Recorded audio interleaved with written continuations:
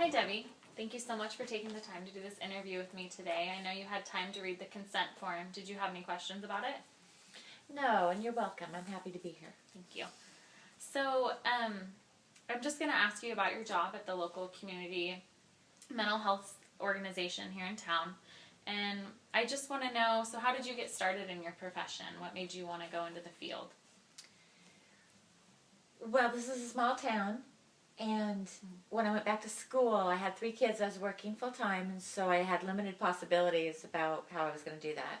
And I was lucky enough to get a timber waiver through Washington State University. So I ended up with a degree in social sciences, which I did from Port Angeles in an extended degree program. And when I finished, I went to a job fair, and I ran into, I went to the mental health table. I don't know why, I just gravitated towards it. And our HR guy was there, Dan Pottiger, and he says to me, "Do I have a job for you? Your boss is going to love you." And I went, I applied, and I talked to all the other case managers and my boss, and then she went to a wedding, and then they had me back, and they just hired me even though I didn't have any experience. I'd been a bartender for 8 years and a mom, but I knew the community and I knew the resources, and I think having a degree in social sciences kind of gives you a broad base of how to talk to different people. And Was able to prepare you a little bit for what you were going into? I don't know if you could ever be prepared, because I didn't think about mental illnesses until I went to work there. It was kind of, we don't talk about it, really. You don't grow up thinking, oh, somebody has schizophrenia, oh, somebody has bipolar. So it was kind of an eye-opener for me. But people don't always want to talk about their illness. They want to talk about other interesting things, too. So I had a wide variety of subjects to talk to them about. And like I said, I'm from here, so I don't know. You can relate to them on I could another relate to level, them. so. Yeah. That's good. So, how long have you been in the profession? I've been in the profession, it'll be 11 years this June 10th. I didn't even know it's been that long. Yeah. So, can you even picture yourself wanting to do something else, or do you feel like this is what you were meant to do? Oh, I play with the idea occasionally. I mean, I've been told I'm really good at my job, and you should go back and get your master's. But if I went back and got my master's, I'm not sure I'd be working with the same population I'm working with right now. Maybe I'd be doing more therapy, even though I feel like, I would, it's not worth it, I'm too old, basically, you know.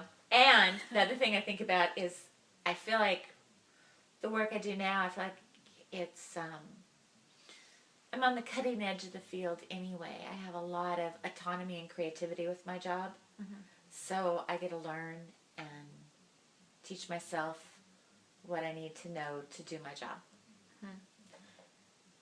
So, and I know, did you start the yoga classes at or was that something that was going on beforehand? No, I wanted to do yoga from the time I started there, but I think it was really my executive director who started doing yoga.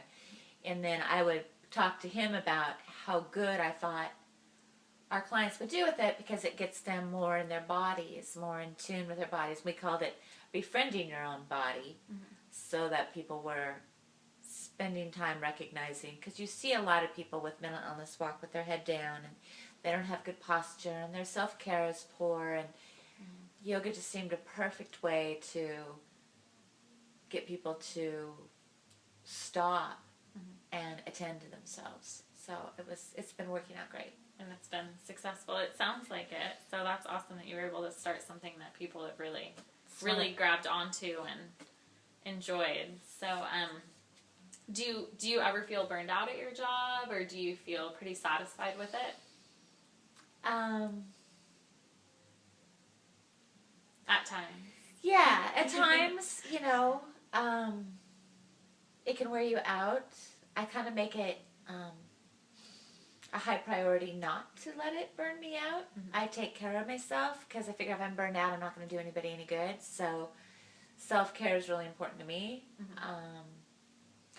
Learning to do my job, prioritizing it so that, you know, I'm not overworked. I'm working smarter, not harder. It's really hard for me because I came from the service industry. One of the things I really liked about being in the service industry, like I put myself through school by going to being a bartender, that I was able to anticipate and meet people's needs. And I kind of feel like I'm taking that into the mental health setting. And sometimes you just want to help. You know, if something's important to them, you want to get it done for them while they're in the mood to get it done, because sometimes they don't have as high interest as they would on other days. I mean, their mood doesn't stay even.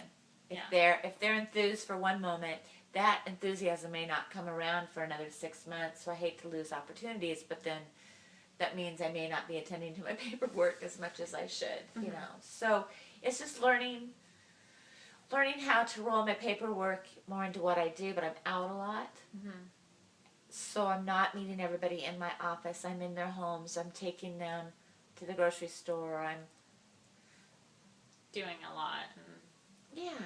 Running a lot of groups. The yoga group, and then I have a symptom management group that I call Interstates 101. And I had 7 people there. I mean, that's a lot. I mean, getting people to come to group. I have 10, 11 people at yoga. And it's one of the highest attended groups we have because... That's awesome, though. One of the characteristics or aspects of when you have a mental illness, depression or schizophrenia, you don't have really good motivation. So if there's no reason for them to be in group and they don't have an inner motivation to get there, I mean, it's really hard to get people to come to groups to get better. So sometimes I go pick them up. And then that gets into my productivity too. Well, you're getting people there. It's a good idea. So yeah. So what is the most rewarding part of your job? I think the most rewarding part of my job is that it's not boring. It's fascinating. It's absolutely fascinating. My clients are fascinating. The people I work with are fascinating.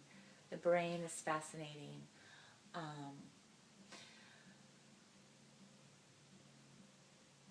The autonomy I have, I get to be creative. I get to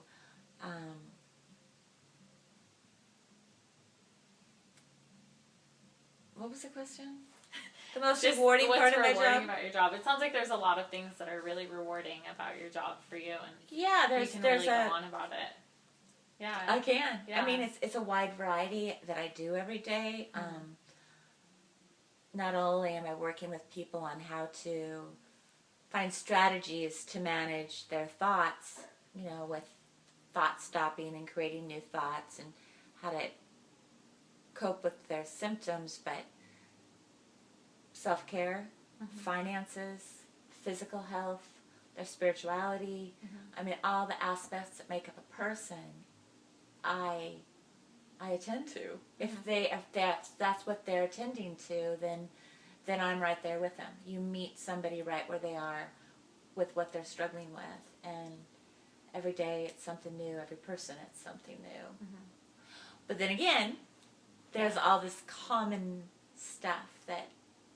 So that goes into what are some of the more struggling things about it? Just, do you ever get frustrated? I can imagine with having to deal with people that are mentally ill, I could see it being a little bit frustrating at times, but do you ever feel like you get frustrated?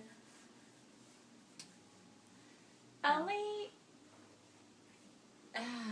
get frustrated when we don't have the resources for the need. And it can really come down to life and death, like it did today, and it's horrifying when I have no options for somebody who's really sick, because they want people in the community, and some people, I've tried everything, and they can't make it in any of the housing things I've tried, and now they're homeless. well, how is that better when they need a higher structure of living and we don't have it?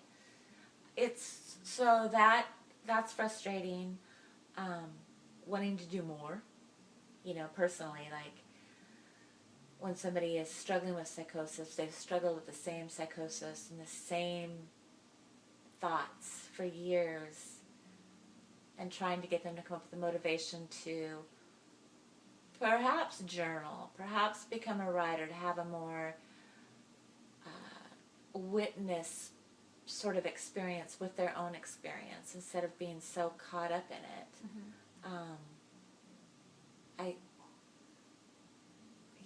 You just wish they maybe wanted more out of themselves at times, or I wonder what's keeping them stuck, and sometimes I get frustrated thinking it's me. Like, I'm not giving them the tools or showing them the tools that they may like, or they may find that resonate with them. So that can be frustrating, and then I realize that everybody's struggling. We're just starting to understand more, and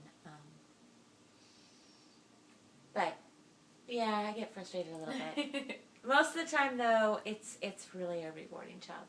Yeah. Connecting with people. I mean, that's the cool thing.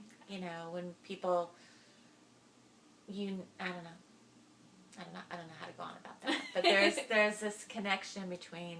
Yeah, and I can tell that you genuinely, really, really do love your job, and and it's hard to connect with somebody who has schizophrenia, and so when you do it and you see it, it's pretty exciting. Yeah. When you can see their brain work in a different direction, and they move from being a little bit unstuck, or they accomplish something, or they recognize something positive about themselves. It's pretty cool. Yeah, it's rewarding. Well, thank you so much for taking the time to do this interview with me. It was great to learn a little bit more about what you do. So thank you. You're welcome.